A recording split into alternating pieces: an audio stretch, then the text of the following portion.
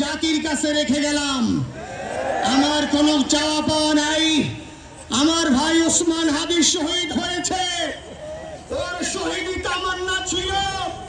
আপনারা ওর বক্তব্য শুনেছেন, আপনারা শহীদ ওসমান হাদি টক শো শুনেছেন। ও সব সময় শহীদি তামান্না করত। হয়তো আল্লাহ তাআলা ওর শহীদি সেই মত নসিব করে দিয়েছেন। কিন্তু আপনাদের কাছে আমি এই ঋণ কোনদিন আমি ছাড়বো না। আমার ভাই শরীফ ওসমান হাদির বিচার যেন প্রকাশ্যে এই বাংলার জমিনে আমরা দেখতে পারি। আমার 7 দিন হলো, এখনো পর্যন্ত আমরা কিছুই করতে পারলাম না। এই দুঃখে কলিজা ছিঁড়ে যাচ্ছে।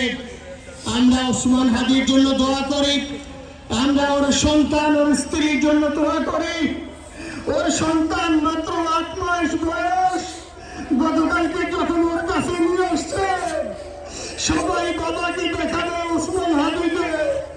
আমি বললাম তুই আম হবে, ও তো কোনোদিন ওর বাবার চেহারা কথা বলতে পারবে না, ওর ছেলে আর কোনোদিন জানবে না